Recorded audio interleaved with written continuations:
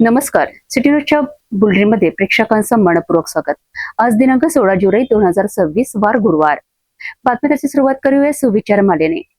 आयुष्य बदलायचं असेल तर आधी विचार बदला, कारण बदललेले विचारच बदललेलं भविष्य घडवतात. आजचा सुविचार आपण बघितला. आता बघूया बातमीपत्रातील ठळक बातम्या.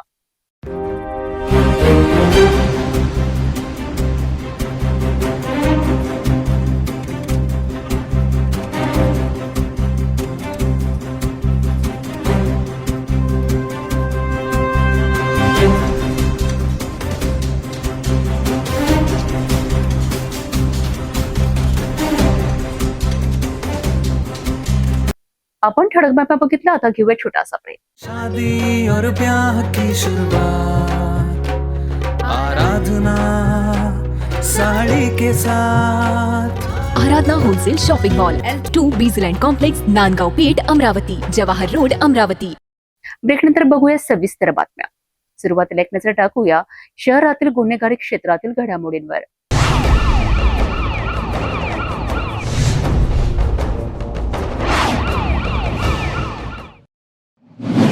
अमरावतीत आता विना हेल्मेट दुचाकी चालवणाऱ्यांची खैर नाही. शहरातील वाढते अपघात आणि दुचाकी स्वारांच्या मृत्यूंची गंभीर आकडेवारी समोर आल्यानंतर अमरावती पोलीस वाहतूक विभागाने मोठी जनजागृती आणि अंमलबजावणी मोहीम सुरू केली आहे. हेल्मेट न वापरणाऱ्या चालकांवर केवळ दंडच नव्हे तर ड्रायव्हिंग लायसन्स निलंबित करण्याचीही कारवाई होणार आहे. अमरावती शहरात रस्ते सुरक्षेला प्राधान्य देत वाहतूक विभागाने हेल्मेट वापराबाबत कडक भूमिका घेतली आहे. सन 2024 मध्ये शहरात 454 अपघात झाले तर 2025 मध्ये 417 अपघातांची नोंद झाली आहे. यावर्षी 1 जानेवारी ते 30 जून दरम्यान 210 अपघात घडले आहेत. धक्कादायक बाब म्हणजे प्राणघातक अपघातांपैकी सुमारे 60% अपघात हे दुचाकी चालकांचे आहेत. अनेक चालकांनी हेल्मेट न घातल्यामुळे डोक्याला गंभीर दुखापत होऊन जीव गमवावा लागला आहे. मोटार वाहन कायद्यानुसार चालक आणि मागे बसणाऱ्या व्यक्तीसाठी ISI मार्क असलेले हेल्मेट वापरणे बंधनकारक आहे. यामुळे आता अमरावती शहरातील राष्ट्रीय महामार्ग, राज्य महामार्ग तसेच शहरी आणि ग्रामीण भागातील सर्व रस्त्यांवर विशेष तपासणी मोहीम राबविण्यात येणार आहे. विना हेल्मेट प्रवास करणारे चालक किंवा पिलियन रायडर आढळल्यास दंडात्मक कारवाईसह ड्रायव्हिंग लायसन्स निलंबित करण्याची प्रक्रिया देखील राबवली जाणार आहे. पोलिसांचे स्पष्ट आवाहन आहे की हेल्मेट हे दंडापासून बचावाचे साधन नाही तर तुमच्या आणि तुमच्या कुटुंबियांच्या सुरक्षिततेचे कवच आहे. अमरावती पोलिसांची ही मोहीम केवळ नियमांची अंमलबजावणी नसून नागरिकांचे प्राण वाचवण्याचा प्रयत्न आहे. त्यामुळे दुचाकीवर बसताना हेल्मेट घालण्याची सवय लावा, कारण सुरक्षित प्रवास म्हणजे सुरक्षित परिवार.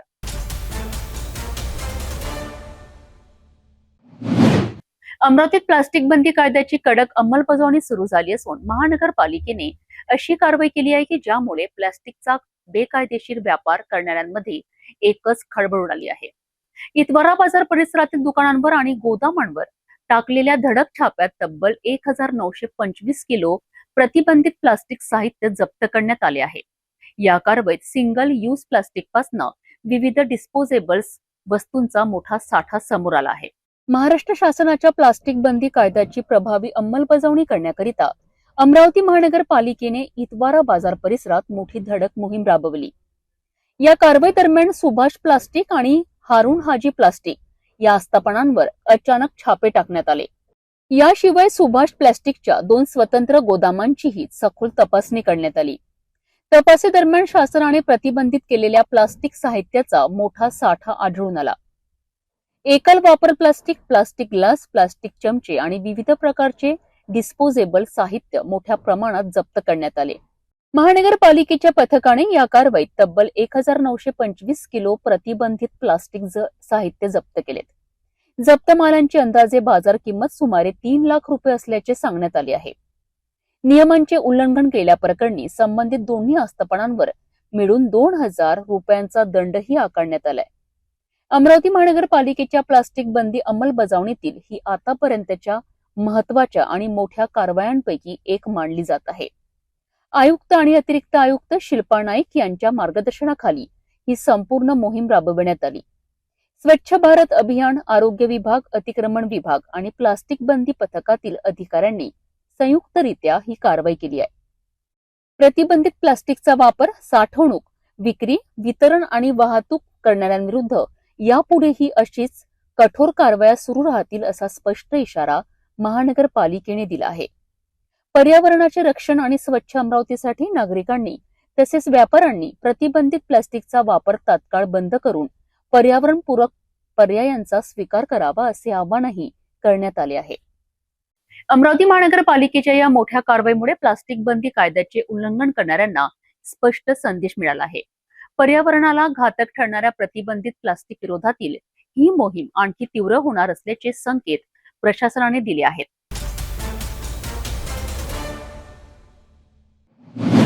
अमरावती शहरातील स्वच्छता व्यवस्थेचा प्रश्न आता थेट महानगरपालिकेच्या आमसभेपर्यंत पोहोचला आहे. शहरात कचरा उचलला जात नसल्याचा आरोप करत नागरिकांचा संताप आज मनपा मुख्यालयात पाहायला मिळाला. आमसभा सुरू असतानाच MIMचे महाराष्ट्र महासचिव नाझीम माझी यांनी नागरिकांसह आमसभागृहाबाहेर कचरा फेकून जोरदार आंदोलन केले. 7 दिवसांपासून कचरा गाड्या बंद असल्याचा आरोप करत प्रशासन आणि ठेकेदार कंपनींवर गंभीर प्रश्न उपस्थित करण्यात आले. या आंदोलनामुळे आमसभेतही खळबळ उडाली आहे. बघूया हा संपूर्ण रिपोर्ट. अमरावती महानगरपालिकेची आमसभा सुरू असतानाच स्वच्छता व्यवस्थेच्या विरोधात नागरिकांचा संताप रस्त्यावर उतरला. MIMचे महाराष्ट्र महासचिव नाझीम माझी यांनी नागरिकांना सोबत घेत आमसभागृहाबाहेर कचरा फेकून आंदोलन केले. शहरातील अनेक भागांमध्ये 7 दिवसांपासून कचरा गाड्या फिरत नसल्याचा आरोप आंदोलनकर्त्यांनी केलाय. घरांमधील आणि डस्टबिनमधील कचरा तसाच साचून राहिला असून नागरिकांना मोठ्या गैरसोयीचा सामना करावा लागत असल्याचे आंदोलनकर्त्यांचे म्हणणे आहे. वारंवार तक्रारी करूनही स्वच्छता विभागाकडून कोणतीही ठोस कारवाई होत नसल्याचा आरोप करण्यात आलाय. स्वच्छता निरीक्षक अधिकारी आणि संबंधित ठेकेदार कंपनीला माहिती देऊनही परिस्थिती बदलली नसल्याचे नागरिकांनी सांगितले. स्वच्छता कर्मचाऱ्यांना वेळेवर वेतन मिळत नसल्याने ते वारंवार संपावर जात असल्याचा दावाही आंदोलनकर्त्यांनी केला आहे. त्यामुळे अनेक प्रभागातील साफसफाईची कामे ठप्प झाल्याचे सांगण्यात आले. कोणार्क कंपनीच्या कामकाजावरही प्रश्नचिन्ह उपस्थित करण्यात आले. सभागृहात यापूर्वी कंपनीचे बिल रोखण्याचा ठराव झाला होता. मात्र नुकतीच करण्यात आलेली लाखो रुपयांची दंडात्मक कपात माफ करण्यात आल्याचा आरोप आंदोलनकर्त्यांनी केला आहे. या पार्श्वभूमीवर संतप्त नागरिकांनी कचऱ्याने भरलेले डबे घेऊन मनपा मुख्यालय गाठले. प्रशासनाने तातडीने चर्चा करावी, अन्यथा हा कचरा थेट सभागृहात टाकण्याचा इशाराही देण्यात आलाय. या आंदोलनानंतर आमसभेतही हा मुद्दा गाजला. सभागृहाच्या प्रवेशद्वारापर्यंत आंदोलनकर्ते आणि कचरा कसा पोहोचला याबाबत काही सदस्यांनी प्रश्न उपस्थित केलेत. स्वच्छता व्यवस्थेवरील हा वाद आता केवळ नागरिकांच्या नाराजीपुरता मर्यादित न राहता प्रशासन, ठेकेदार आणि लोकप्रतिनिधी यांच्या जबाबदारीवरही मोठे प्रश्न उपस्थित करीत आहेत. हम लोगों ने बार बार जो है वार्ड के अंदर SI को, उसके बाद में स्वच्छता अधिकारी को फ़ोन किया, सूचित किया कि भाई प्रभाग के अंदर साफ़ सफाई वाले कर्मचारी नहीं आ रहे। कचरे की गाड़ियाँ जो है वो 7 दिन से बंद है, 7 दिन से कचरे की गाड़ियाँ नहीं आ रही है। घरों के अंदर डस्टबिन के अंदर कचरा भरा पड़ा हुआ है। कचरा डालने के लिए लोगों के पास में घर के सामने के अलावा कोई पर्याप्त व्यवस्था नहीं है। इसके लिए बार बार बोलने के बाद में भी कोई काम शुरू नहीं हुआ। जब सुपरवाइज़रों से और कंपनी के लोगों से कांटेक्ट किया गया तो कहा गया कि भाई जो कर्मचारी जितने भी हैं इनके लिए साफ़ सफाई वाले वो जो है सम पर है, उनकी पेमेंट नहीं हुई। और हर महीने जो है 6 दिन 7 दिन ये लोग सम पर जा रहे हैं, इनकी पेमेंट नहीं हो रही। प्रभागों के अंदर काम बंद पड़ा हुआ है, साफ़ सफाई का धिंगाना हो चुका है और उनके बिल बराबर निकाले जा रहे हैं। सभागृहों के अंदर पिछली मरतबा ठहराव लिया गया कि भाई कोणार्क कंपनी का जो बिल है वो पास नहीं किया जाएगा, बिल रोका जाएगा। और फिलहाल पिछले हफ्ते के अंदर जो है कोणार्क की 80 लाख रुपए की जो कटौती की गई थी वो कटौती माफ़ कर दी गई। तो ये क्या कर रही है महानगर पालिका के अंदर? सत्ता पक्ष विरोधी पक्ष क्या कर रहे हैं, ये हमारा सवाल है। आज हम सभागृहों के अंदर आम सभा के अंदर ये कचरा डस्टबिन पूरा लेकर आए हैं कचरा डालने के लिए। अभी आधा कचरा जो है हमने यहाँ पे डाल दिया। 10 मिनट का समय दिया है। 5-10 मिनट के अंदर ये लोग अगर हमारे पास आपको चर्चा के लिए नहीं आते हैं, पॉझिटिव्ह चर्चा नहीं होती है, सभागृह के अंदर लिया के कचरा फेका जाएगा। अमरावतीतील स्वच्छता व्यवस्थेवरनं नागरिकांचा रोष आता उघडपणे समोर येऊ लागला आहे. कचरा उचलण्यातील कथित अनियमितता, कर्मचाऱ्यांचे वेतन प्रश्न आणि ठेकेदार कंपनीच्या कामकाजावर उपस्थित झालेले प्रश्न यामुळे प्रशासनाची मोठी कोंडी झाली आहे. या आंदोलनानंतर महानगरपालिका कोणती पावले उचलते आणि शहरातील स्वच्छतेचा प्रश्न कधी मार्गी लागतो हे पाहणे महत्त्वाचे ठरणार आहे.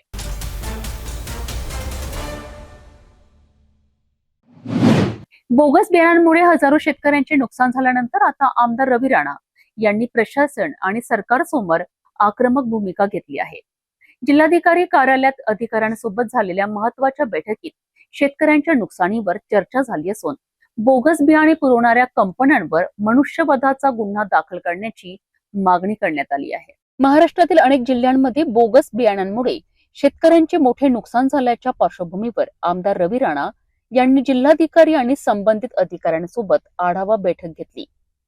रवी राणा यांनी सांगितले की मुख्यमंत्री देवेंद्र फडणवीस आणि महसूल मंत्री चंद्रशेखर बावनकुळे यांच्यासोबत या विषयावर सविस्तर चर्चा झाली असून राज्य मंत्रिमंडळाच्या बैठकीतही हा मुद्दा जवळपास 1 तास चर्चेत होता. सरकारने डीपीसीच्या माध्यमातून बाधित शेतकऱ्यांना थेट नुकसान भरपाई देण्याचा महत्त्वाचा निर्णय घेतला आहे.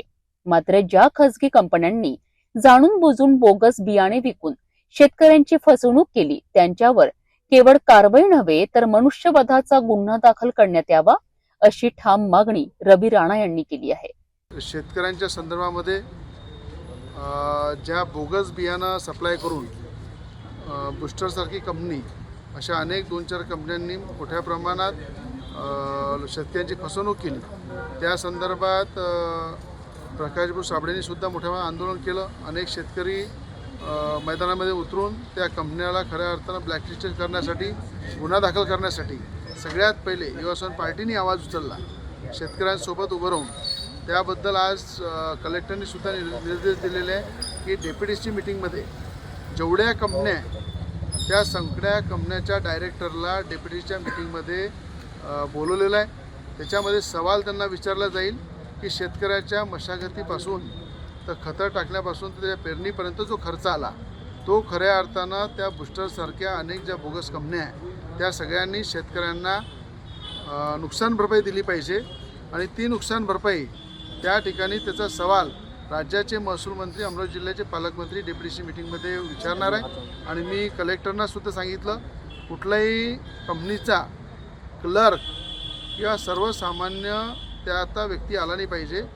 मोठा डायरेक्टर त्या कंपनीचा इथं हजर असला पाहिजे. जर त्याला सवाल विचारल्यानंतर त्या शेतकऱ्यांना जे नुकसान भरपाई द्यायची आहे ती पालकमंत्र्यांसमोर जेव्हा त्या बैठकीमध्ये तो निर्णय होईल तर शेतकऱ्यावर आलेलं संकट हे प्रायव्हेट कंपन्याच्या माध्यमातून त्यांना भरपाई झाली पाहिजे याची मागणी डेप्युटीसीमध्ये स्वतंत्र बैठक घेऊन त्या ठिकाणी सगळ्या कंपन्याच्या डायरेक्टरची मीटिंग आपण घेणार आहे. बोगस बियाणे प्रकरणांमुळे आधीच नैसर्गिक संकटाचा सामना करणाऱ्या शेतकऱ्यांवर दुहेरी आर्थिक आघात झाला आहे. आता सरकार नुकसान भरपाई देणार असले तरी दोषी कंपन्यांवर किती कठोर कारवाई होते याकडे संपूर्ण राज्यातील शेतकऱ्यांचे लक्ष लागले आहे.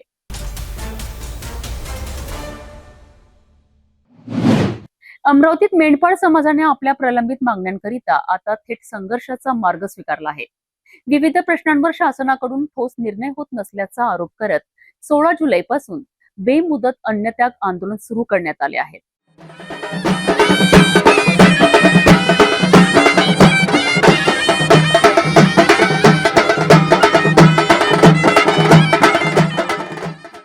वनक्षेत्रात पारंपरिक पद्धतीने चराई करण्याचा हक्क, वन विभागाकडून दाखल गुन्ह्यांचा पुनर्विचार, चराई मार्ग आणि पिण्याच्या पाण्याचा सुविधा, मेंढ्या शेळ्यांचे मोफत लसीकरण आणि आरोग्य सेवा यांसह एकूण 9 प्रमुख मागण्या मेंढपाळ समाजाने प्रशासनासमोर ठेवल्या आहेत.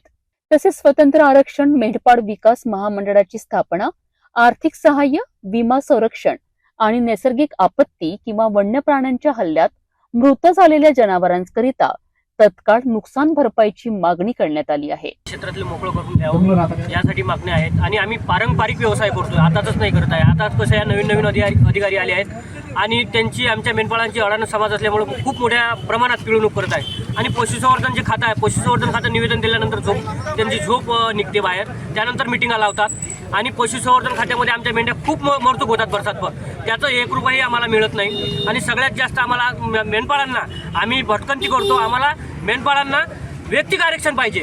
आम्ही कुठलंही मागत नाही, आमचं व्यक्तिगत आरक्षण मागतो.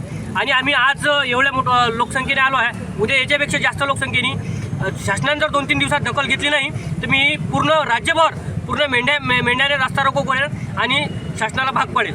कोणत्या तुमच्या 8 मागण्या आहेत? आमच्या 8 मागण्या आहेत. चराई पाशीचं आहेत, पशुसंवर्धनच्या काही आहेत आणि मेंढपाळांचं आरक्षण आहे. आणि तसंच आमचं जे शासकीय लोकांना म्हणजे शिक्षण पाहिजे मुलांना, ते शिक्षण व्यवस्थित भेटत नाही. अशा आमच्या यासह 9 मागण्या आहेत. या मागण्यांवर तातडीने सकारात्मक निर्णय न झाल्यास आंदोलन अधिक तीव्र करण्याचा इशारा आंदोलनकर्त्यांनी दिला आहे. आता मेंढपाळ समाजाच्या या आंदोलनाकडे प्रशासन कोणती भूमिका घेते याकडे सर्वांचे लक्ष लागले आहे.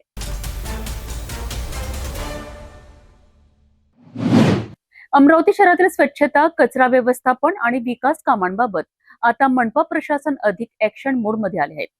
महानगरपालिका आयुक्त डॉक्टर मंगेश गोंदावले यांनी आज गाडगेनगर परिसर, नवसारी कचरा स्पॉट आणि नवसारी स्पोर्ट्स कॉम्प्लेक्सची पाहणी करत अधिकाऱ्यांना स्पष्ट शब्दात सूचना दिल्या. शहरातील स्वच्छतेबाबत कोणताही हलगर्जीपणा सहन केला जाणार नाही असा इशारा त्यांनी दिला आहे. अमरावती महानगरपालिका आयुक्त डॉक्टर मंगेश गोंदावले यांनी गुरुवारी गाडगेनगर परिसरात भेट देत स्वच्छता आणि नागरी सुविधांचा आढावा घेतला. पाहणीची सुरुवात संत गाडगेबाबा यांच्या प्रतिमेला पुष्पहार अर्पण करून करण्यात आली. यावेळी परिसरातील नगरसेवकांनी विविध नागरी समस्या, स्वच्छता आणि विकास कामांबाबतच्या अडचणी आयुक्तांसमोर मांडल्यात. समस्या ऐकून घेतल्यानंतर संबंधित विभागांना तातडीने उपाययोजना करण्याचे निर्देश आयुक्तांनी दिलेत. संत गाडगेबाबांच्या स्वच्छतेच्या विचारांचा आदर्श ठेवून शहरातील प्रत्येक परिसर स्वच्छ आणि आरोग्यदायी ठेवण्याचे आवाहन त्यांनी केलेत. यानंतर आयुक्तांनी नवसारी येथील कचरा स्पॉटची पाहणी केली.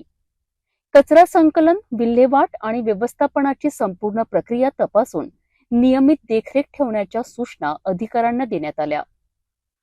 परिसरात कचरा साचून राहू नये, नागरिकांना कोणताही त्रास होऊ नये आणि व्यवस्थापन अधिक शिस्तबद्ध पद्धतीने व्हावेत याकरिता विशेष भर देण्याचे निर्देश देण्यात आलेत.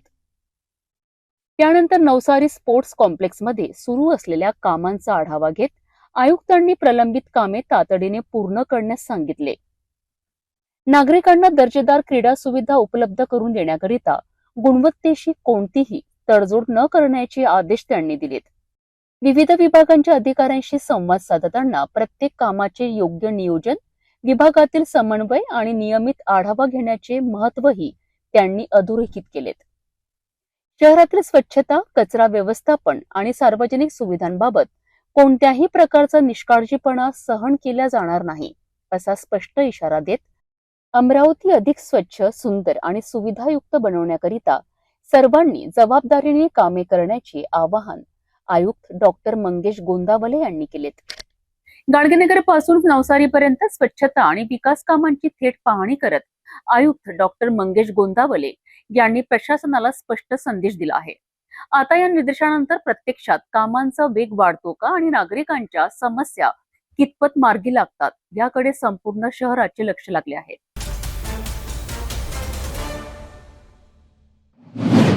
लोकमान्य बाळ गंगाधर टिळक यांच्या पुण्यतिथीचे औचित्य साधत अमरावतीतील महाराणा प्रताप सिंह सार्वजनिक सेवा समितीच्या वतीने गुणवत्ता विद्यार्थ्यांचा सन्मान सोहळा आयोजित करण्यात आला आहे.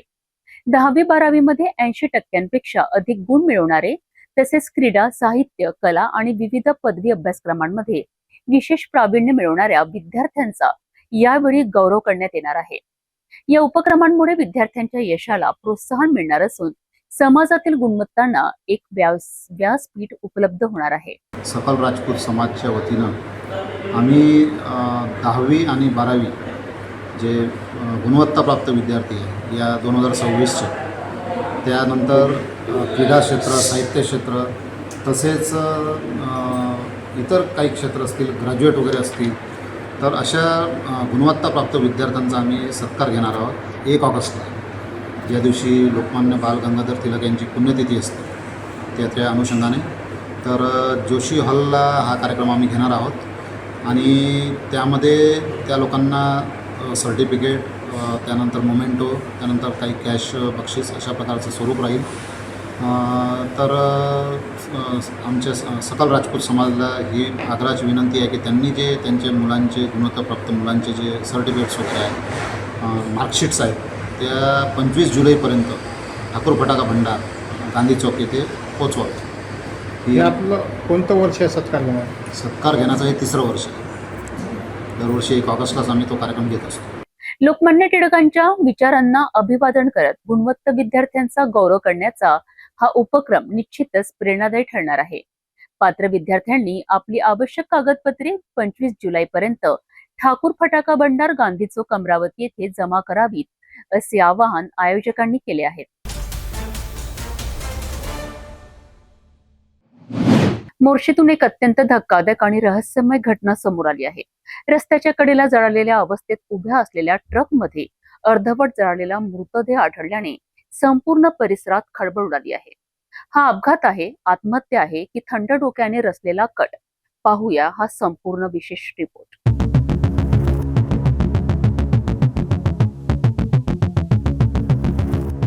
मोर्शी ते चांदूर बाजार मार्गावर एक ट्रक जळालेल्या अवस्थेत उभा असल्याची माहिती मोर्शी पोलिसांना मिळाली आहे. घटनेची माहिती मिळताच पोलीस आणि अग्निशामक दलाने घटनास्थळी धाव घेत आग आटोक्यात आणली. आग विझवल्यानंतर ट्रकच्या कॅबिनमध्ये अर्धवट जळलेल्या अवस्थेत एका व्यक्तीचा मृतदेह आढळून आला. या घटनेमुळे परिसरात मोठी खळबळ उडाली आहे. MH29T2903 क्रमांकाचा हा ट्रक चंद्रपूर येथील असल्याची माहिती समोर आली असून ट्रक मालक माढा कॉलनी परिसरात राहत असल्याचे सांगितले जात आहे. पोलिसांच्या प्राथमिक तपासात या प्रकरणात घातपाताचा संशय व्यक्त करण्यात आला आहे.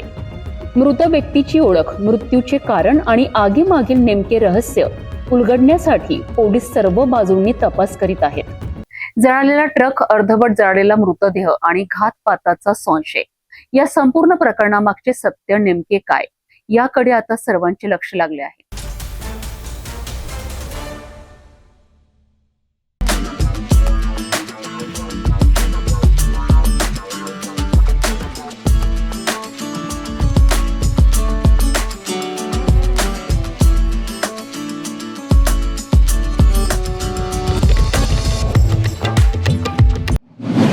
महाराष्ट्रात बंदी असलेल्या गुटख्याचा काळा बाजार किती मोठा आहे याचा धक्कादायक पुरावा अकोल्यात समोर आला आहे.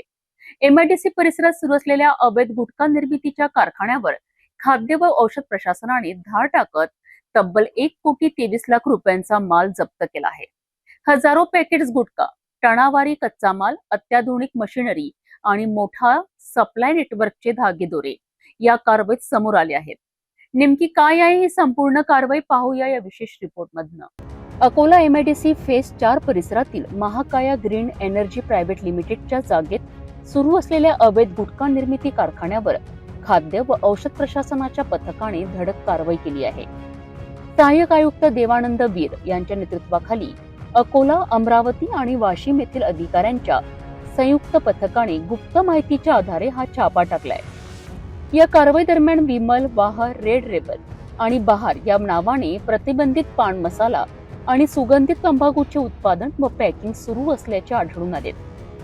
पथकाने हजारो पॅकेट तयार गुटखा, मोठ्या प्रमाणात सुगंधित तंबाखू, सुमारे 2,500 किलो सुपारी, 1,500 किलो गुटखा प्रीमिक्स, 380 किलो तंबाखू, 50 किलो कथ्था पावडर आणि 300 किलो मॅग्नेशियम कार्बोनेट जप्त केलेत.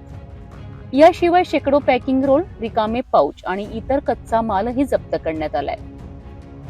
गुटखा निर्मितीसाठी वापरण्यात येणाऱ्या 4 pouch packing machine, 2 blending machine, 2 ग्रॅनेड मशीन, स्क्रीनिंग मशीन आणि सीलिंग मशीन देखील प्रशासनाने ताब्यात घेतल्या. या कारवाईत एकूण 1,23,14,480 रुपयांचा मुद्देमाल जप्त करण्यात आला असून हा महाराष्ट्रातील मोठ्या कारवायांपैकी एक मानला जात आहे. छाप्यावेळी कारखान्यात काम करणारे 3 कामगार ताब्यात घेण्यात आले असून त्यातील एक जण अल्पवयीन असल्याची शक्यता तपासली जात आहे. या प्रकरणातील मुख्य आरोपी गौरव अशोक शर्मा हा कारवाईपूर्वीच फरार झाला असून पोलिसांनी त्याचा शोध सुरू केला आहे. MIDC पोलीस ठाण्यात गुन्हा दाखल करण्याची प्रक्रिया सुरू असून अवैध गुटखा निर्मिती मागील संपूर्ण नेटवर्क, पुरवठा साखळी आणि वितरण व्यवस्थेचा तपास सुरू आहे. खाद्य सुरक्षा आयुक्त तुकाराम मुंडे यांच्या निर्देशानुसार राज्यभर सुरू असलेल्या विशेष मोहिमेअंतर्गत ही कारवाई करण्यात आली असून या रॅकेट मागील आणखी मोठी नावे समोर येण्याची शक्यता व्यक्त केली जात आहे. महाराष्ट्रात गुटख्यावर बंदी असतानाही कोट्यवधींचा हा अवैध व्यवसाय सुरू असल्याचे अकोल्यातील या कारवाईतून स्पष्ट झाले आहे. आता या रॅकेटमधील मुख्य सूत्रधार आणि संपूर्ण सप्लाय नेटवर्क उघडकीस येते का, याकडे सर्वांचे लक्ष लागले आहे.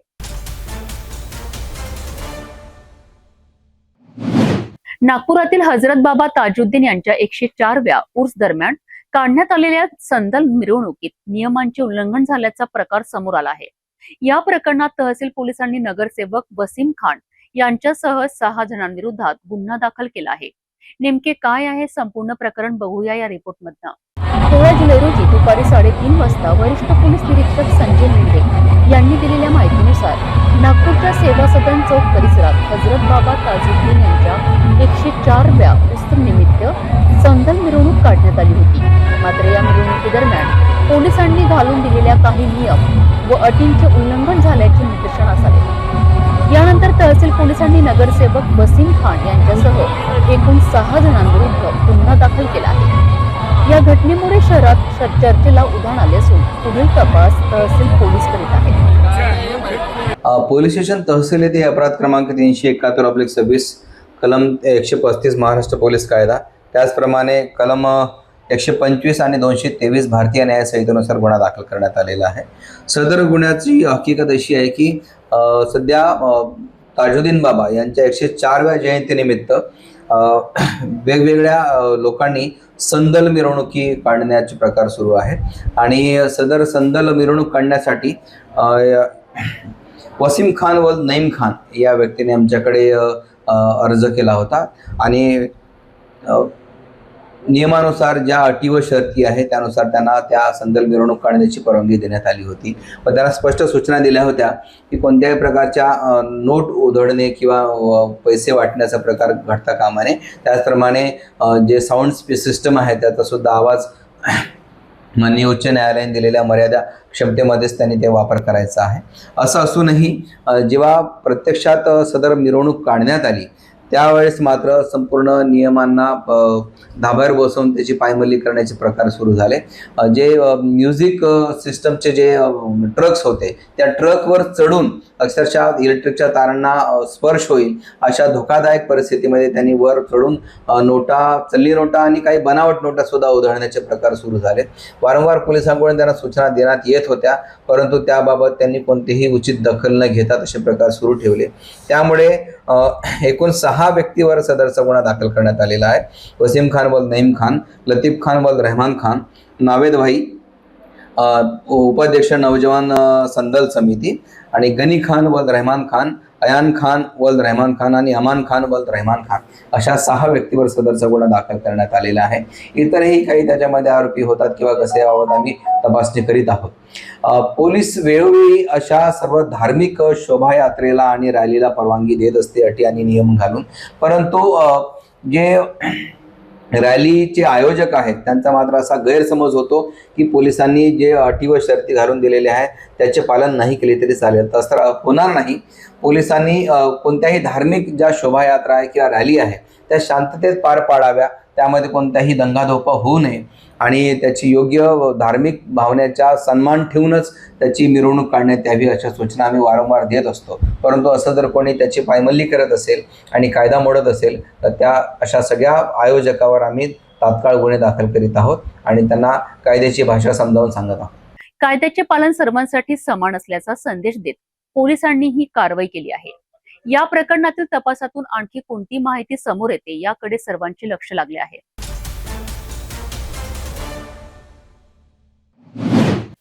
नागपुरात वाहन चोरांना पोलिसांचा जबरदस्त दणका. गिट्टी खदान परिसरातून चोरी गेलेला ऑटो अवघ्या 4 तासात शोधून काढत पोलिसांनी सराईत चोराला बेड्या ठोकल्या आहेत. गिट्टी खदान परिसरातील गोरेवाडा रोडवर भारत पेट्रोल पंपासमोर पार्क केलेला ऑटो अज्ञात चोरट्याने लंपास केला होता. ऑटो मालकाने तक्रार दाखल करताच गिट्टी खदान पोलिसांनी तपासाची चक्रे वेगाने फिरवली. तांत्रिक तपास आणि गुप्त माहितीच्या आधारे पोलिसांनी संशयितावर पाळत ठेवली. सापळा रचून निलेश राजेंद्र सोनावणे या 26 वर्षीय आरोपीला ताब्यात घेण्यात आले. चौकशी दरम्यान आरोपीने ऑटो चोरीची कबुली दिली. त्याच्या ताब्यातून सुमारे 70,000 रुपये किमतीचा चोरीचा ऑटो जप्त करण्यात आलाय. धक्कादायक म्हणजे आरोपी हा वाहन चोरीच्या गुन्ह्यातील सराईत गुन्हेगार असल्याचेही तपासात समोर आले आहेत. फिर्यादी अमीर शेख मोहम्मद राहणार गौतम नगर पोलीस स्टेशन गिट्टी गदान यांनी येऊन तक्रार दिली की त्याचा काळा पिवळा कलरचा ॲटो क्रमांक MH31FB 0207 किंमत 70,000 रुपयाचा हा कुणीतरी अज्ञात चोराने चोरून नेला अशा रिपोर्टवरून पोलीस स्टेशनला गुन्हा दाखल करण्यात आला. मी त्या ठिकाणी तात्काळ दिवसपाळीचे DB पथक त्यांना रवाना केले. DB पथकाचे API लालपालवाले साहेब आणि त्यांची टीम यांनी तात्काळ त्या ठिकाणी जाऊन गुप्त बातमीदाराद्वारे आणि तांत्रिक पद्धतीने माहिती काढली आणि अवघ्या 4 तासामध्ये त्या ॲटो चोरापर्यंत जाऊन पोहोचले आणि तो ॲटो चोरासह त्यांनी ताब्यात घेतला आणि पुढील कारवाई आम्ही केलेली आहे. गिट्टीगदान पोलिसांच्या तप्तर आणि प्रभावी कारवाईमुळे चोरीला गेलेला ऑटो मालकाला परत मिळाला असून वाहन चोर अवघ्या 4 तासात पोलिसांच्या ताब्यात आला आहे.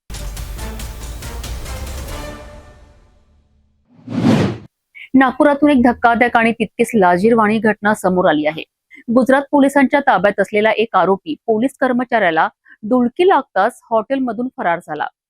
चेक बाउन्स प्रकरणात ओडिसातून अटक करण्यात आलेल्या या आरोपीला गुजरातला नेत असताना नागपुरातील एका हॉटेलमध्ये थांबलेल्या पोलीस पथकाच्या निष्काळजीपणाचा आरोपीने फायदा घेतला आणि थेट पसार झाला. नेमकं काय घडलंय पाहूया या रिपोर्टमधनं. चेक बाउन्स प्रकरणात गुजरातमधील राजकोट न्यायालयाने जारी केलेल्या गैरजामीन वॉरंटनंतर अमित दास बकीमदास या आरोपीला ओडिशातून अटक केली आहे.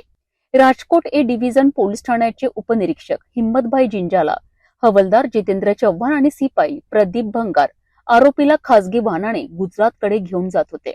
14 जुलै रोजी प्रवासादरम्यान हे पथक नागपुरातील CA रोडवरील भवसार चौकाजवळील एका हॉटेलमध्ये काही वेळ विश्रांतीसाठी थांबलेत.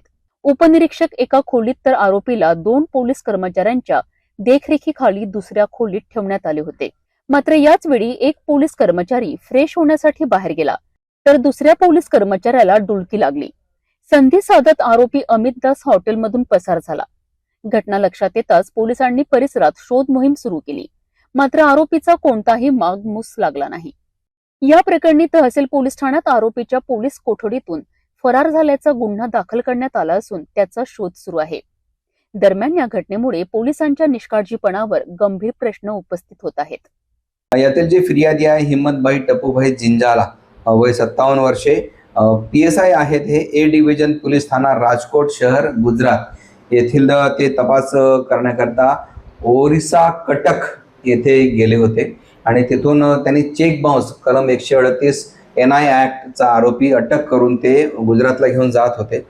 कंटिन्यू सतत प्रवास केल्यामुळे त्यांना फ्रेश होण्याकरता ते हॉटेल इंडिया सन इथे पोलीस स्टेशन तहसीलच्या हद्दीत ते काही रेस्ट घेण्याकरता थांबले होते. दरम्यान आरोपीने बाथरूमला जातो असं कारण सांगून पसार झाला आणि तो पळून गेला होता. या कारणावरून फिर्यादीने पोलीस स्टेशनला तक्रार दिली आणि यातील जो आरोपी आहे अमित दास बंकिमदास, वय 36, राहणार दंगरपाडा, चांदनी पोस्ट ऑफिस, कटक, ओरिसा, या आरोपी विरुद्ध सदरचा गुन्हा दाखल करण्यात आलेला आहे. सदरचे जे तपास पथक होते ते गुजरातला परत गेलेले आहे. त्याचा तपास मात्र तहसील पोलीस करीत आहेत. सदर पळून गेलेल्या आरोपीचा लवकरच आम्ही त्या आरोपीला सुद्धा जेरबंद करू. एका क्षणाची निष्काळजीपणा आणि आरोपीने पोलिसांनाच चकवा दिला. आता फरार आरोपीचा शोध घेणे हे पोलिसांसमोर मोठे आव्हान बनले आहे. या प्रकरणात पुढे कोणती कारवाई होते आणि आरोपी किती लवकर सापडतो याकडे सर्वांचे लक्ष लागले आहे. नागपुरात दिवसाढवळ्या चोरट्यांनी धाडसी चोरी करत नागरिकांच्या सुरक्षेवर पुन्हा प्रश्नचिन्ह निर्माण केले आहे. युनियन बँकेसमोर उभी असलेल्या कारची काच फोडून अज्ञात चोरट्यांनी तब्बल 80,000 रुपये रोख असलेली बॅग लंपास केली. तहसील पोलीस ठाण्याचे वरिष्ठ पोलीस निरीक्षक संजय मेंढे यांनी दिलेल्या माहितीनुसार सचिन कुंभलकर यांनी आपली कार युनियन बँकेसमोर पार्क केली होती. कामानिमित्त ते काही वेळासाठी बाहेर गेले असता चोरट्यांनी संधी साधली. कारची मागील काच फोडून आत ठेवलेली 80,000 रुपये रोख रक्कम असलेली बॅग घेऊन आरोपी फरार झालेत। घटनेची माहिती मिळताच पोलिसांनी घटनास्थळी धाव घेत तपास सुरू केला असून परिसरातील सीसीटीव्ही फुटेजची तपासणी केली जात आहे। 8:05 त्यांनी कार पार्क केली आणि 8:50 ते जेव्हा परत आले आपल्या कारजवळ, तेव्हा कारच्या ड्रायव्हर सीटच्या मागील कारचा काच कोणीतरी अज्ञात इसमाने फोडून त्यामध्ये असलेली बॅग, ज्यामध्ये 80,000 रुपये रोख रक्कम होती, ती बॅग चोरून नेल्याचं त्यांच्या लक्षात आलेलं आहे आणि त्यांच्या तक्रारीवरून सदरचा गुन्हा दाखल करण्यात आलेला आहे। नेमका चोर कोण होता, काय होता याबाबत आम्ही तांत्रिक तपास करून, तिथे कोणी घटनास्थळी साक्षीदार आहे का याबाबत तपास करून सदरचा गुन्हा उघडकीस आणण्याचा प्रयत्न करीत आहोत। भर दिवसा घडलेल्या या चोरीमुळे परिसरात खळबळ उडाली आहे। पोलिसांनी अज्ञात आरोपींविरुद्ध गुन्हा दाखल केला असून चोरट्यांचा शोध सुरू आहे।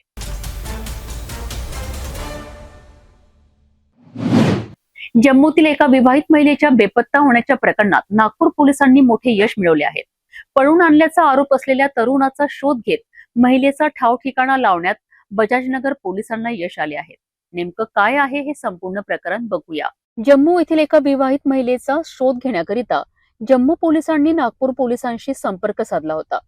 माहिती मिळताच बजाजनगर पोलीस ठाण्याचे वरिष्ठ पोलीस निरीक्षक चव्हाण यांच्या मार्गदर्शनाखाली विशेष पथक सक्रिय झालेत। तांत्रिक तपास आणि स्थानिक माहितीच्या आधारे पोलिसांनी संबंधित तरुणाचा शोध घेत महिलेचा ठाव ठिकाणा लावला आणि या कारवाईमुळे जम्मू आणि नागपूर पोलिसांमधील समन्वयाचे उत्तम उदाहरण पाहायला मिळालेत। प्रकरणाच्या पुढील तपासासाठी आवश्यक कायदेशीर प्रक्रिया सुरू असल्याची माहिती पोलिसांनी दिली आहे। जम्मू येथून बहु कोर्ट म्हणून एक पोलीस स्टेशन आहे, तिथले अंमलदार आमच्याकडे आलेले होते।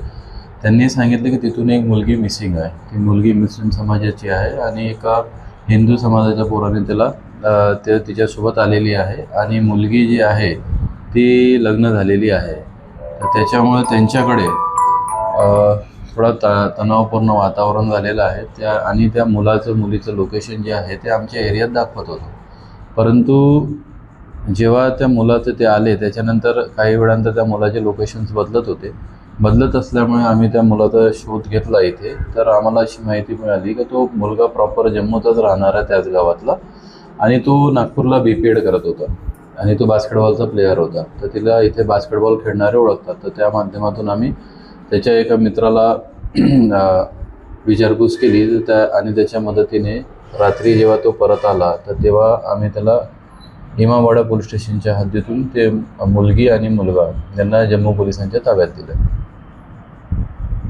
दोघं बालिका आहेत, मुलगी 18 वर्षाची आहे, तिचं लग्न झालेले आहे आणि मुलगाही 21 वर्षाचा आहे। जम्मू ते नागपूर असा धागा पकडत पोलिसांनी अल्पावधीतच ही कारवाई यशस्वी केली आहे। नागपूरमध्ये अवैध शस्त्र बाळगणाऱ्यांविरोधात गुन्हे शाखेची मोठी कारवाई समोर आली आहे। गणेशपेठ परिसरात एका युवकाकडनं देसी बनावटीचे पिस्तूल आणि 2 जिवंत काडतुसे जप्त करण्यात आली आहेत। नागपूर शहर गुन्हे शाखेच्या सामाजिक सुरक्षा पथकाला गुप्त माहिती मिळाली होती की गांधीसागर तलाव परिसरात एक युवक अवैधरित्या अग्निशस्त्र बाळगून फिरत आहे। मिळालेल्या माहितीच्या आधारे पोलिसांनी तत्काळ सापळा रचला। 2 पंचाच्या उपस्थितीत संशयिताची झडती घेण्यात आली।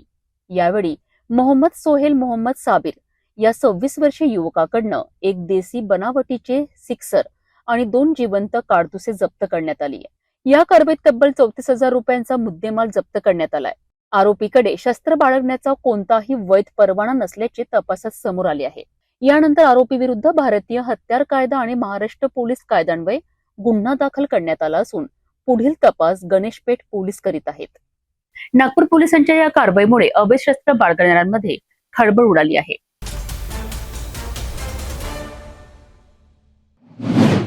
नागपुरात वाहन चोरांवर गुन्हे शाखेचा मोठा प्रहार झाला आहे। राणा प्रतापनगर परिसरातून चोरीला गेलेली 1.5 लाख रुपये किमतीची KTM ड्यूक दुचाकी पोलिसांनी शोधून काढत 2 आरोपींचा पर्दाफाश केला आहे। 21 मे रोजी फ्रेंड्स कॉलनी परिसरातून शब्बीर शाकीर यांची KTM ड्यूक दुचाकी अज्ञात चोरट्यांनी लंपास केली होती। या प्रकरणी राणा प्रतापनगर पोलीस ठाण्यात गुन्हा दाखल करण्यात आला होता। तपासादरम्यान गुन्हे शाखेच्या वाहन चोरी विरोधी पथकाने तांत्रिक विश्लेषण आणि गुप्त माहितीच्या आधारे ओम उर्फ रवी एडे या आरोपीला ताब्यात घेतले। चौकशीत त्याने साथीदार सुमित कलिमती त्याच्यासोबत मिळून चोरी केल्याची कबुली दिली आहे। पोलिसांनी आरोपीकडनं चोरीची KTM ड्यूक जप्त केली असून पुढील तपास सुरू आहे. वाहन चोरी विरोधी पथकाच्या या कारवाईमुळे वाहन चोरट्यांमध्ये खळबळ उडाली असून नागपूर पोलिसांच्या सतर्कतेची पुन्हा एकदा प्रचिती आली आहे.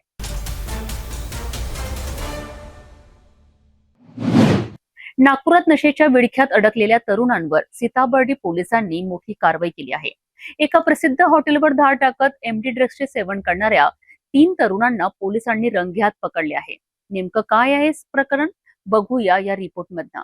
सीताबर्डी पोलीस ठाण्याचे वरिष्ठ पोलीस निरीक्षक सुहास राऊत यांनी दिलेल्या माहितीनुसार 16 जुलै रोजी पोलिसांनी नागपुरातील एका प्रसिद्ध हॉटेलवर धाड टाकली आहे.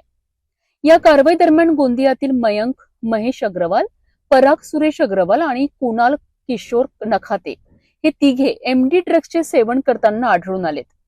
पोलिसांनी तिघांनाही ताब्यात घेत पुढील कायदेशीर कारवाई सुरू केली आहे. शहरात वाढत्या अंमली पदार्थांच्या वापराविरोधात पोलिसांनी कठोर भूमिका घेतल्याचे या कारवाईतून पुन्हा स्पष्ट झाले आहे. रुटीन चेकिंग चालू असताना म्हणजे ETCचं जे हॉटेल लॉजेस आपण रुटीन चेक करतो ते चेक करत असताना गोपनीय माहिती मिळाली. त्या माहितीच्या आधारावरती खात्री करण्यात आली एका हॉटेलमध्ये बाहेरगावावरून काही मुलं आलेली आहेत आणि त्यांच्याकडे असण्याचा संशय असल्याबाबत माहिती मिळाल्यावर तिथे खात्री करण्यात आली. सीताबर्डी पोलीस स्टेशनचे पथक आणि अधिकारी अंमलदार गेले आणि तिथे जाऊन खात्री केली असता गोंदियावरून 3 युवक जे आहे हे गोंदियावरूनच MD घेऊन आले होते. साधारणतः 2-2.5 ग्रॅम ते MD घेऊन आले होते.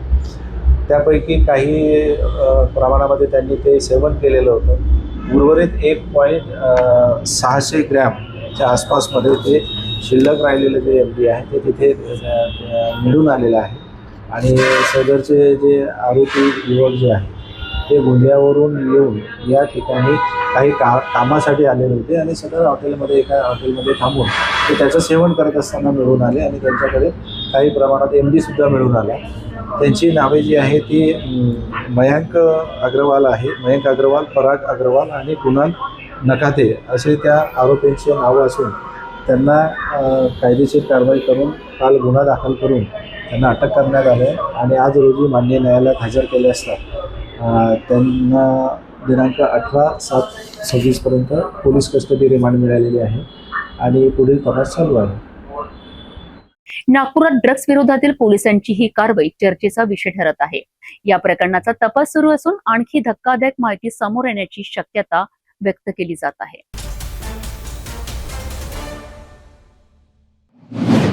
रामटेक बसस्थानकातून एक धक्कादायक आणि संतापजनक प्रकार समोर आला आहे.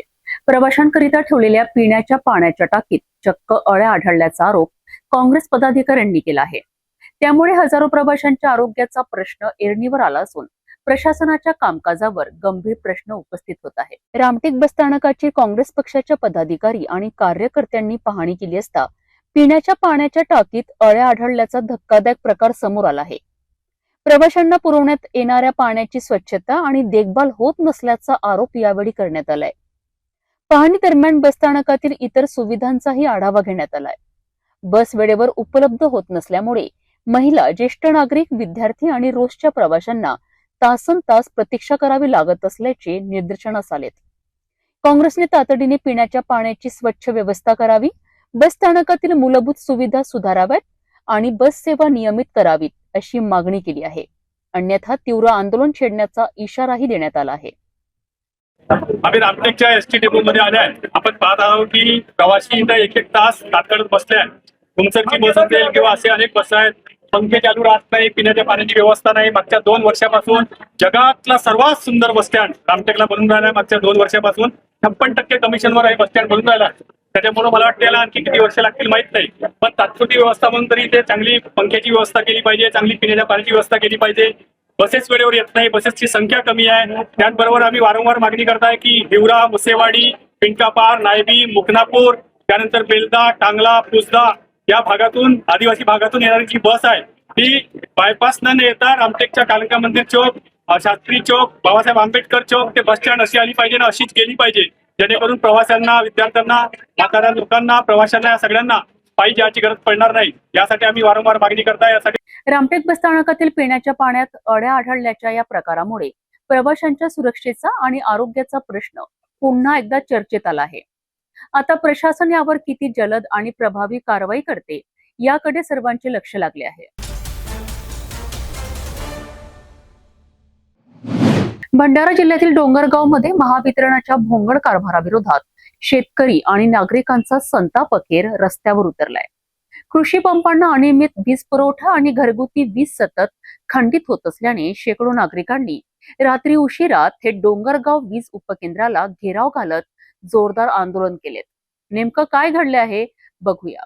यंदा पावसाने साथ न दिल्याने अनेक शेतकरी कृषी पंपाच्या भरोशावर भात रोवणी करीत आहेत. मात्र वेळेवर वीज मिळत नसल्याने शेतीचे कामे ठप्प होण्याची वेळ आली आहे.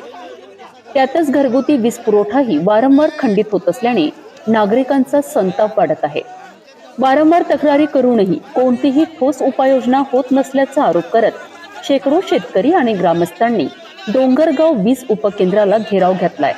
इंजिनियर साहेबांनी किंवा संबंधित जो काही आहे वीज वितरण विभाग यांनी काय सांगितलं? यांनी आता सांगितलं की जो काही आता सध्याला प्रॉब्लेम आला आहे त्या प्रॉब्लेमचं आम्ही सोल्युशन आज सध्याला तात्पुरतं करू. उद्या आम्ही वरिष्ठासोबत बोलू, बैठक लावू, त्याच्यानंतर तोडगा काढल्यानंतर आपण उद्या म्हणजे ह्या गोष्टीचा निराधार निघाला नाही आतापर्यंत. आणि आज ही गोष्ट सांगतो, उद्या हीच कंडिशन राहिली तर याच्यापेक्षा जास्त लोक ह्या ठिकाणी या संख्येने जमतील. आंदोलनाची माहिती मिळताच आमदार अविनाश भाऊ ब्राह्मणकर घटनास्थळी पोहोचले. त्यांनी संतप्त नागरिकांच्या समस्या ऐकून घेत महावितरणाच्या कर्मचाऱ्यांना खडे बोल सुनावले. नदी बाजूला आहे, नदीच्या तिकडे वेलगाव करणारे आहे, तिचे दोरवाडे म्हणून घरात घुसला, बिबट्यानं जखमी केला. या स्थितीमध्ये राहत म्हणायचं का गाव लाईट इसिनल यायला काय मतलब आहे का बंद करायची? मला तो विचारायचा आहे. गाव लाईनीचं बिल बरोबर घेत आहे 2700, 2400, 2800 रुपये दर महिन्याच्या. हे कंटिन्यू स्मार्ट मीटर लागले तेव्हाचं लाईट बिल हा आमच्या घराला चिपकत आहे. याच्या अगोदरचा लाईट बिल 700 रुपये 800 रुपये यायचा. आता माणूस मजुरी करणार आहे, मजुरी करणारा माणूस तो लाईट बिल भरण का त्या आपल्या घरी जिंदगानी करणार आहे? 300 रुपये रोजीचा माणूस आम्ही आहोत. आमच्याला काही पगार नाहीत, आम्ही कामाला जाऊन तर करून न खाऊन असावाला काम आहे आमच्या. पण यांचे पगार आहेत 20,000, 30,000 रुपयाचे कर्मचारी आहेत आणि लाईट बिल बंद ठेवतात. आपला लाईट बंद असते. आमची समस्या कोणी जाणून घ्यावा? आमची समस्या लाईट चालू पाहिजे. आम्हाला सध्या मागणी का गाव लाईन बंद होता कामा नाही. वीज वितरण वाल्याला एवढी माझी दक्षता आहे हे सांगायची का होता कामा नाही. वीज गाव लाईन बंद करा, दुपारी करायची म्हणा. दुपारी करा नाही, रात्र होण्याच कामा नाही. लाईट बंद होणार कामाच नाही. परिस्थिती तणावपूर्ण झाल्याने पोलिसांनाही घटनास्थळी धाव घ्यावी लागली. वीज पुरवठा तातडीने सुधारला नाही तर आंदोलन आणखी तीव्र करण्याचा इशारा शेतकरी आणि नागरिकांनी दिला आहे. 4-5 दिवस दररोज आहे, 12 म्हणजे 12 वर्ष 12 महिने हा होत आहे. बंद करा. आता याला बंद करायचं आहे, याला दिवसाला बंद करावा ना. आपला जो साल आहे तो काढून घ्यावा ना, रात्रीला सुरळीत जेव्हा आमच्या इथे लाईन. ज्या तुम्ही आता मागण्या घेऊन आले, तुम्ही जो घेराव केले, आता सध्या संबंधित कर्मचाऱ्यांनी काय म्हटलं तुम्हाला? त्यांना फक्त आश्वासन दिलं आम्हाला का आता उद्यापासून सुरळीत राहील. आता आश्वासन नाही दिला, उद्या अगर समजा लाईट नाही राहिली, उद्याला याच्यापेक्षा आक्रोश जल्लोष होईल इथं. डोंगरगावातील वीज संकटामुळे शेतकरी आणि नागरिकांचा संयम आता संपल्याचे चित्र दिसत आहे. महावितरण प्रशासन यावर किती लवकर उपाययोजना करते याकडे संपूर्ण परिसराचे लक्ष लागले आहे.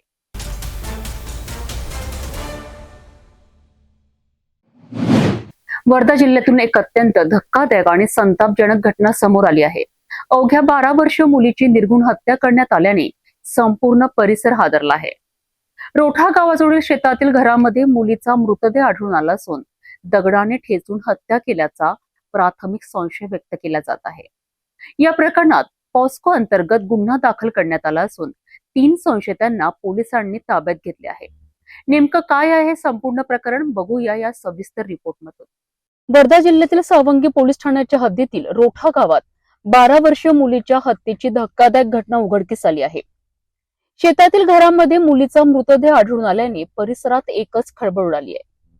प्राथमिक माहितीनुसार दगडाने ठेचून तिची हत्या करण्यात आल्याचा संशय व्यक्त केला जात आहे. घटनेची माहिती मिळताच सावंगी पोलिसांनी तात्काळ घटनास्थळी धाव घेत तपास सुरू केलाय. मयत मुलीच्या आईच्या फिर्यादीवरनं पोलिसांनी पोस्कोसह गंभीर कलमांखाली गुन्हा दाखल केलाय. या प्रकरणाचे गांभीर्य लक्षात घेऊन तपास उपविभागीय पोलीस अधिकारी दर्जाच्या अधिकाऱ्यांकडे सोपविण्यात आला आहे. तपासासाठी एकूण 14 विशेष पथके तयार करण्यात आली असून त्यामध्ये फॉरेन्सिक तज्ञ, सायबर पथक आणि तांत्रिक विश्लेषण करणाऱ्या स्वतंत्र टीमचा समावेश आहे. तपासादरम्यान काही महत्वाचे धागेदोरे पोलिसांच्या हाती लागल्याची माहिती समोर आली आहे. त्या आधारे काही संशयितांची कसून चौकशी सुरू आहे. सध्या 3 संशयित व्यक्तींना पोलिसांनी ताब्यात घेतले असून त्यांची चौकशी सुरू आहे. या गुन्ह्यात लैंगिक अत्याचाराची शक्यता नाकारता येत नसल्याचे पोलिसांनी सांगितले आहे. त्यामुळे वैद्यकीय अहवाल आणि तज्ञांचे मतही घेतले जाणार आहे. पोलीस अधीक्षक सौरभ अग्रवाल स्वतः संपूर्ण तपासावर लक्ष ठेवून असून आरोपींना लवकरात लवकर अटक करण्यासाठी विशेष प्रयत्न सुरू असल्याचे त्यांनी स्पष्ट केले आहेत. या घटनेमुळे रोठा गावासह संपूर्ण वर्धा जिल्ह्यात संतापाची लाट उचलली असून दोषींना कठोर शिक्षा देण्याची मागणी नागरिकांकडून केली जात आहे. काल संध्याकाळी सावंगी पोलीस स्टेशनमध्ये एक अत्यंत दुर्दैवी घटनेची माहिती पोलिसांना मिळाली होती. रोठा गावामध्ये एक अल्पवयीन मुलीचा मृतदेह नग्न अवस्थेमध्ये त्याचे शेतामध्ये स्थित त्याच्याच घरामध्ये मिळाला होता. पोलिसांनी घटनास्थळी पोहोचून तात्काळ घटनास्थळाचे निरीक्षण करून तपास सुरू केला. या संदर्भात मयत मुलीचे आईचे फिर्यादीवरून सावंगी पोलीस स्टेशनमध्ये BNS कलम 103(1), 65(1), कलम 66, 332B आणि पॉक्सो कलम 4 आणि 6 अन्वये गुन्हा दाखल करण्यात आलेला आहे. गुन्ह्याचा गंभीर लक्षात घेता सदर गुन्ह्याचा तपास SDPO इस्राच्या अधिकाऱ्याकडे देण्यात आलेला आहे. फॉरेन्सिक टीम, श्वान पथक आणि सायबर टीमने घटनास्थळी भेट देऊन आवश्यक ती माहिती आणि सॅम्पल्स कलेक्ट केलेले आहे. या गुन्ह्यामध्ये स्थानिक पोलीस, LCB आणि उपविभागातील इतर पोलीस स्टेशनचे जवळपास 14 पथक तयार करण्यात आलेले आहे. तांत्रिक तपासासाठी 2 वेगळे पथक तयार करण्यात आलेले आहे. तपासामध्ये डिटेक्शनसाठी काही महत्त्वाची माहिती आम्हाला मिळालेली असून त्या माहितीवर काम चालू आहे. त्या माहितीवर काही लोकांची पोलिसांकडून चौकशी सध्या सुरू आहे. लवकरात लवकर गुन्हा डिटेक्ट करण्यासाठी पोलिसांकडून सर्वतोपरी प्रयत्न सुरू आहे. यामध्ये मी स्वतः आणि ॲडिशनल SP बारकाईने पर्यवेक्षण करत आहे. या गुन्ह्यामध्ये मुलीच्या आईची फिर्यादवरून गुन्हा दाखल करण्यात आलेला आहे. FIR मध्ये पण तसे लैंगिक अत्याचाराचे कलम समाविष्ट आहे आणि घटनास्थळाच्या परिस्थितीचा ओव्हरऑल लक्षात घेता तशी शक्यता आहे. यावर आम्ही मेडिकल ओपिनियन घेणार आहेत आणि त्यामध्ये वस्तुस्थिती अधिक क्लिअर होईल. सध्या 3 लोकांकडून पोलिसांकडून चौकशी सध्या सुरू आहे. त्या तसा काही तपासामध्ये सध्या तरी निष्पन्न झाला नाही, पण सध्या तपास सुरू आहे. जे काही निष्पन्न होईल ते आपल्याला अपडेट करता येईल. 12 वर्षीय निष्पाप मुलीच्या हत्येमुळे संपूर्ण वर्धा हादरले आहेत. या प्रकरणात पोलिसांनी तपासाची चक्रे वेगाने फिरवली असून 3 संशयितांची चौकशी सुरू आहे. या गुन्ह्यामागील नेमकं सत्य काय आहे, लैंगिक अत्याचार झाला होता का आणि आरोपी कोण आहे याचा उलगडा येत्या काही तासात होण्याची शक्यता आहे.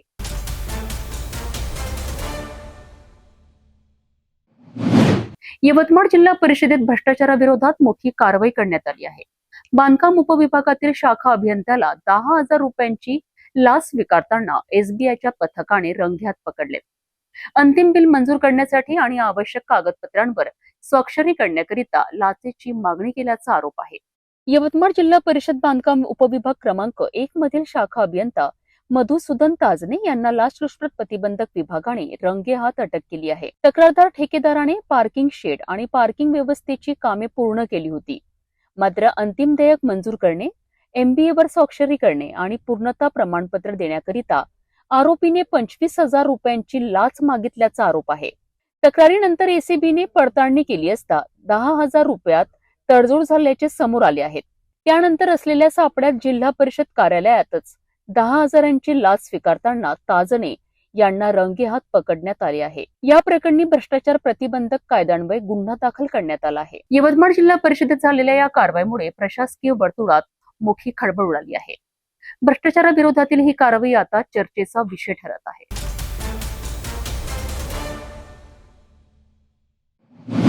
यवतमाळ जिल्ह्यातील हजारो शेतकऱ्यांच्या पीक विम्याचा प्रश्न आता थेट मंत्रालयात धडकला आहे.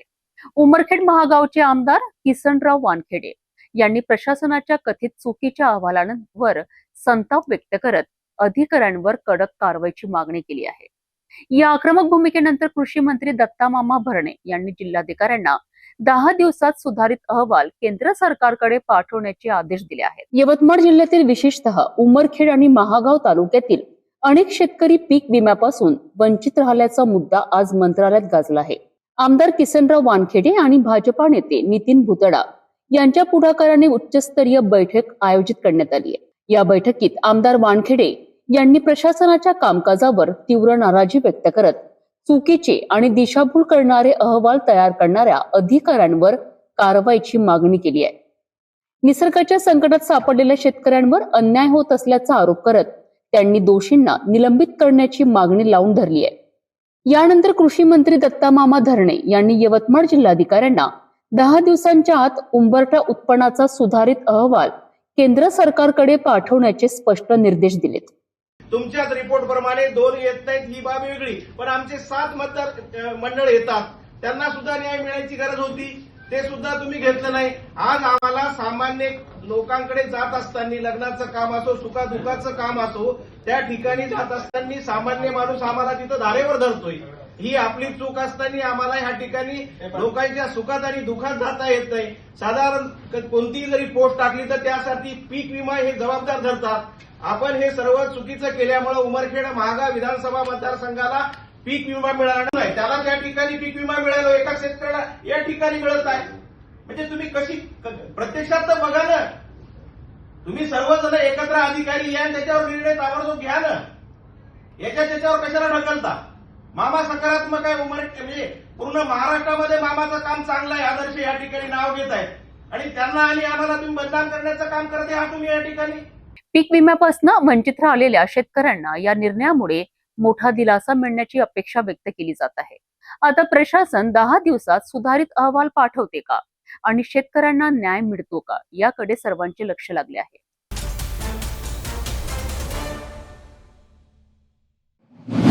यवतमाळ जिल्ह्यातील मोहदा येथे घडलेल्या एका धक्कादायक घटनेने संपूर्ण परिसर हादरला आहे.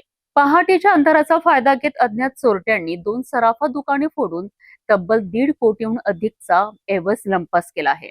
विशेष म्हणजे हा संपूर्ण प्रकार सीसीटीव्ही कॅमेऱ्यात कैद झाला आहे. पांढरकवडा तालुक्यातील मोहदा येथे पहाटे 3 ते 4 वाजताच्या सुमारास 6 चोरट्यांनी राजेंद्र ज्वेलर्स आणि वर्मा ज्वेलर्स या दुकानांना लक्ष्य केले. चेहऱ्यावर मास्क लावून आलेल्या चोरट्यांनी दुकानांचे शटर तोडत आत प्रवेश केला आणि मोठ्या प्रमाणात सोन्या चांदीच्या दागिन्यांवर हात साफ केला.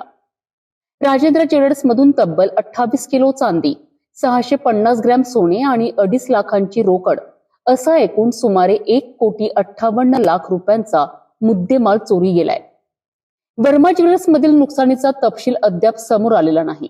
घटनेची माहिती मिळताच पोलीस अधीक्षक कुमार चिंता, उपविभागीय पोलीस अधिकारी रॉबिन्स बन्सल यांच्यासह वरिष्ठ अधिकारी घटनास्थळी दाखल झालेत. फॉरेन्सिक शॉन पथक आणि फिंगरप्रिंट तज्ञांच्या मदतीने तपास सुरू असून आरोपींच्या शोधासाठी 5 विशेष पथके तयार करण्यात आली आहेत. सीसीटीव्हीत कैद झालेल्या या धाडसी चोरीमुळे व्यापारी वर्गात भीतीचे वातावरण निर्माण झाले आहे. चोरटे पुण्याच्या दिशेने पसार झाल्याचा प्राथमिक संशय पोलिसांनी व्यक्त केला असून या प्रकरणातील पुढील तपास वेगाने सुरू आहे.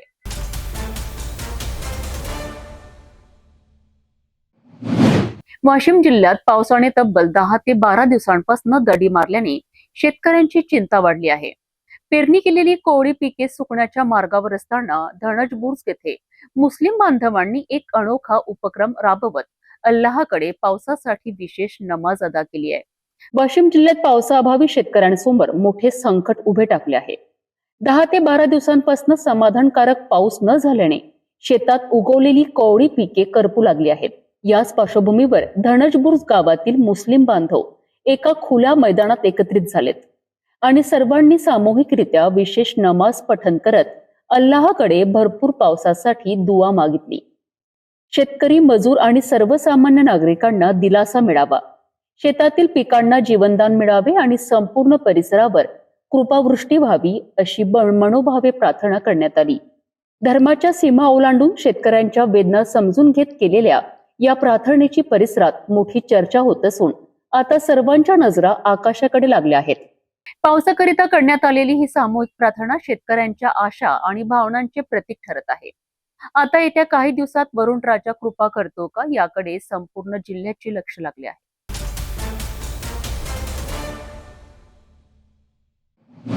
नांदेड जिल्ह्यातील माहूर तालुक्यात महिलांनी दारूबंदीच्या मागणीसाठी मोठा एल्गार पुकारला आहे. पवित्र पर्यटन स्थळ म्हणून ओळखल्या जाणाऱ्या शेख फरीद वज्रा आणि अजनी गावातील हजारो महिला एकवटल्यात आणि ग्रामसभेत 100% दारूबंदीचा ठराव मंजूर करून प्रशासनाला स्पष्ट इशारा दिलाय. दारूमुळे वाढणारे कौटुंबिक वाद, मारामाऱ्या आणि सामाजिक समस्या या विरोधात महिलांनी उभारलेला हा लढा आता संपूर्ण परिसरात चर्चेचा विषय ठरत आहे. माहूर तालुक्यातील मौजे शेख फरीद वजरा हे गाव धार्मिक आणि पर्यटन दृष्ट्या महत्वाचे मानले जाते. मात्र गावात बियर बार, बियर शॉपी आणि अवैध दारू विक्रीमुळे सामाजिक वातावरण बिघडत असल्याची तक्रार महिलांनी केली आहे. दारूमुळे घरगुती वाद, मारामाऱ्या, चोरीच्या घटना आणि आर्थिक नुकसान वाढत असल्याचा आरोप करत वजरा आणि अजनी गावातील महिलांनी मोठ्या प्रमाणात जनजागृती मोहीम राबवली आहे. यानंतर झालेल्या ग्रामसभेत हजारो महिलांच्या उपस्थितीत गावात 100% दारूबंदी करण्याचा ठराव मंजूर करण्यात आला. महिलांनी गावातील सर्व दारू दुकाने बंद करण्याची जोरदार मागणी केली आहे. सरपंच दीपक केंद्रे, पोलीस अधिकारी, महसूल आणि ग्रामपंचायत प्रशासनाच्या उपस्थित झालेल्या या ग्रामसभेत महिलांनी गावाच्या सामाजिक आरोग्यासाठी कठोर भूमिका घेतली आहे. आता या ठरावावर प्रशासन काय निर्णय घेते याकडे संपूर्ण परिसराचे लक्ष लागले आहे. दारूबंदीच्या मागणीकरिता हजारो महिलांनी दाखवलेली ही एकजूट ग्रामीण भागातील सामाजिक परिवर्तनाचे मोठे उदाहरण मानले जात आहे. ग्रामसभेत मंजूर झालेला ठराव आता प्रत्यक्षात कधी आणि कसा लागू होणार याकडे सर्वांचे लक्ष लागले आहे.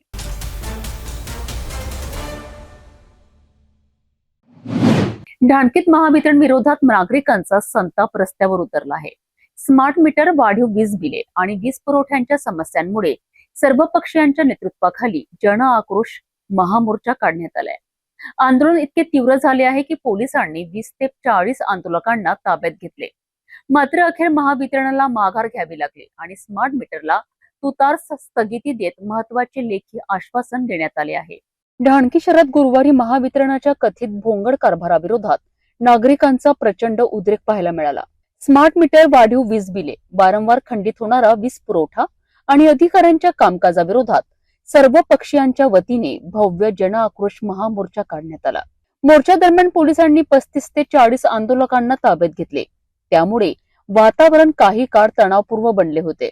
यानंतर महावितरणाचे पुसद विभागाचे कार्यकारी अभियंता जनार्दन चव्हाण यांच्यासोबत आंदोलकांची महत्वपूर्ण चर्चा झाली. चर्चेनंतर प्रशासनाने लेखी आश्वासन दिले असून ढाणकी येथे सध्या स्मार्ट मीटर बसविण्यात येणार नसल्याचे स्पष्ट करण्यात आले. जादा वीज बिलांबाबत तक्रारींचे निवारण, स्मार्ट मीटरसाठी स्वतंत्र समिती आणि नागरिकांच्या लेखी संमतीशिवाय मीटर बसविणार नाही अशी हमीही देण्यात आली आहे. तसेच सतत गैरहजर राहणाऱ्या सहाय्यक अभियंत्यांवर वेतन कपातीची कारवाई करण्यात आल्याची माहिती देण्यात आली आहे. प्रशासनाकडून लेखी आश्वासन मिळाल्यानंतर आंदोलन शांततेत मागे घेण्यात आले. दाखल करते त्याच्यामुळे नको ते आम्हाला काय वैयक्तिक कोणाचं घेणं देण्याचं तुम्ही जर नाही केली आश्वासन तुमच्यावर कारवाई करायची का? साहेब अधिक सांगतो आता ते पूर्ण झालं तुमच्यावर कारवाई करायची का? नाही केली तर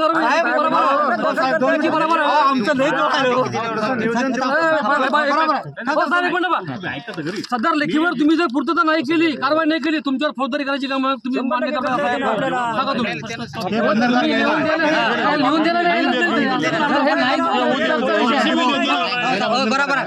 नागरिकांच्या एकजुटीसमोर प्रशासनाला अखेर झुकावे लागल्याचे या आंदोलनातून दिसून आले. स्मार्ट मीटरला तात्पुरती स्थगिती आणि विविध मागण्यांवर सकारात्मक निर्णय मिळाल्याने ढाणकीतील नागरिकांना मोठा दिलासा मिळाला आहे. आता प्रशासन आपल्या आश्वासनांची अंमलबजावणी कितपत करते याकडे सर्वांचे लक्ष लागले आहे.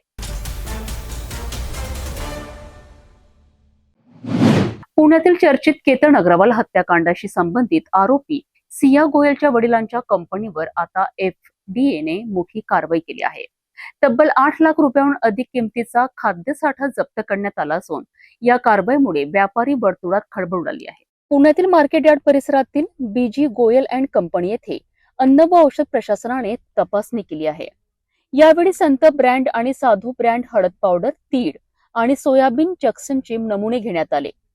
तपासादरम्यान लेबलिंग मधील अनियमितता आणि भेसळीच्या संशयावरून 4172 किलो खाद्यपदार्थाचा साठा जप्त करण्यात आलाय. या मालाची अंदाजे किंमत 8,14,000 रुपयांहून अधिक असल्याचे सांगितले जात आहे. 4 नमुने प्रयोगशाळेत पाठवण्यात आले असून अहवालानंतर पुढील कारवाई केली जाणार आहे.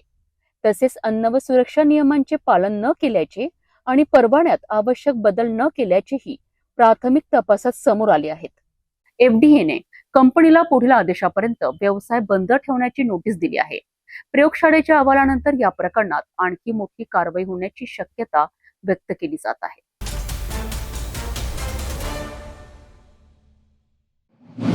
मुंबईची लाईफलाईन असलेल्या लोकल ट्रेनमध्ये पुन्हा एकदा धक्कादायक घटना समोर आली आहे. भरधाव लोकलमध्ये प्रवाशामध्ये फिल्मी स्टाईल हाणामारी झाल्याचा व्हिडिओ सोशल मीडियावर व्हायरल झाला असून मशीन काढ अशी धमकी दिल्याचा आवाजही ऐकू येत आहे. या घटनेमुळे लोकलमधील सुरक्षेचा प्रश्न पुन्हा एकदा ऐरणीवर आला आहे.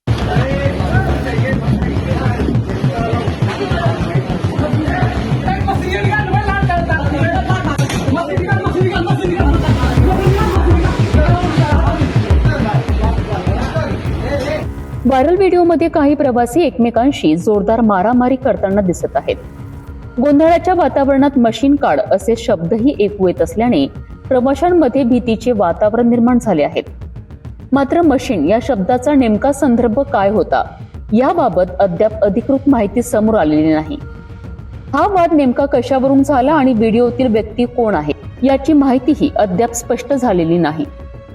व्हिडिओ समोर येताच जीआरपी आणि आरपीएफने तपास सुरू केला असून संपूर्ण घटनेची चौकशी केली जात आहे.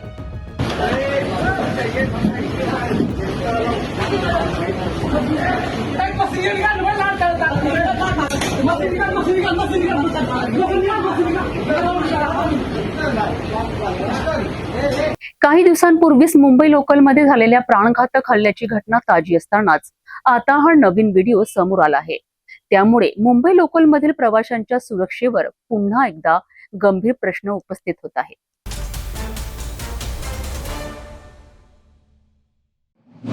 महाराष्ट्रातील कल्याणमधनं एक धक्कादायक आणि तितकीच मोठी बातमी समोर आली आहे. कल्याण रेल्वे स्टेशन परिसरात सुरू असलेल्या मोठ्या देह व्यापार रॅकेटवर पोलिसांनी मकोका अंतर्गत मोठा प्रहार केला आहे. या कारवाईत रॅकेटचा मुख्य सूत्रधार, महिला सदस्यांसह एकूण 8 आरोपींना अटक करण्यात आली असून तब्बल 20 पीडित महिलांची सुटका करण्यात आली आहे. नेमकं काय आहे संपूर्ण प्रकरण पाहूया या रिपोर्टमधून. 21 फेब्रुवारी रोजी महात्मा फुले चौक पोलीस ठाण्यात दाखल झालेल्या गुन्ह्याच्या तपासादरम्यान हा मोठा खुलासा झालाय. पोलिसांच्या तपासात आरोपींनी संघटित टोळी तयार करून महिलांना पैशांची आमिष दाखवत आणि दबाव टाकत देह व्यापारात ढकलल्याचे उघड झालेत. ग्राहकांपर्यंत महिलांना पोहोचून या टोळीने मोठ्या प्रमाणात अवैध कमाई केल्याची माहिती तपासात समोर आली आहे. आरोपींकडे कोणतेही वैध उत्पन्नाचे साधन नसल्याचेही पोलिसांना आढळलेत. त्यामुळे या प्रकरणात महाराष्ट्र संघटित गुन्हेगारी नियंत्रण कायदा अर्थात मकोकाच्या कलमांची भर घालण्यात आली आहे. तपासादरम्यान आधी अटक केलेल्या महिला आरोपींची पुन्हा चौकशी करण्यात आली आहे. त्यानंतर फरार आरोपी प्रशांत उर्फ कवा गायकवाड यालाही अटक करण्यात आली आहे. दरम्यान पोलिसांना गुप्त माहिती मिळाली आहे की या रॅकेटचा मुख्य सूत्रधार तौफिक उर्फ टोप्या सय्यद आणि फरार महिला आरोपी मीता बारीक हे पश्चिम बंगालमध्ये लपून बसले आहेत. वरिष्ठ अधिकाऱ्यांच्या आदेशानंतर विशेष पथक पश्चिम बंगालमध्ये रवाना झालेत. दक्षिण परगणा जिल्ह्यातील डायमंड हार्बर पोलिसांच्या मदतीने दोन्ही आरोपींना ताब्यात घेण्यात आले आणि ट्रान्झिट वॉरंटवर कल्याणमध्ये आणण्यात आले. मंगळवारी आरोपींना मकोका न्यायालयात हजर करण्यात आले. न्यायालयाने त्यांना 18 जुलैपर्यंत पोलीस कोठडी सुनावली आहे. या संपूर्ण कारवाईत पोलिसांनी सरगण्यासह सर्व 8 आरोपींना अटक केली असून 20 पीडित महिलांची सुरक्षित सुटका करण्यात यश मिळवले आहे. संघटित गुन्हेगारी आणि मानव तस्करी विरोधातील ही पोलिसांची अत्यंत महत्वाची कारवाई मानली जात आहे. कल्याण रेल्वे स्टेशन परिसरात सुरू असलेल्या या मोठ्या देह व्यापार रॅकेटचा पर्दाफाश करून पोलिसांनी संघटित गुन्हेगारीला मोठा धक्का दिला आहे. 20 महिलांची सुटका आणि सर्व आरोपींची अटक ही तपास यंत्रणाकरिता मोठी कामगिरी मानली जात आहे. या प्रकरणाचा पुढील तपास सुरू असून आणखी धक्कादायक खुलासे होण्याची शक्यता व्यक्त केली जात आहे. जाता जाता पुन्हा एकदाच्या ठळक बातम्या.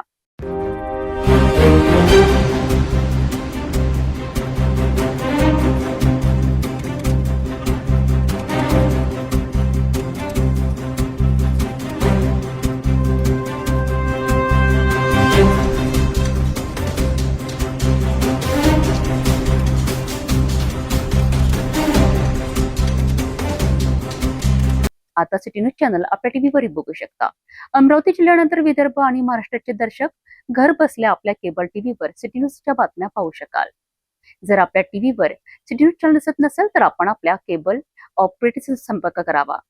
आपण सिटी न्यूज केबलच्या व्यतिरिक्त युट्यूब, फेसबुक, इंस्टाग्राम आणि ट्विटरवर बघू शकता. याकरिता सोशल मीडिया अकाउंट सबस्क्राईब करा, फॉलो करा, लाईक करा.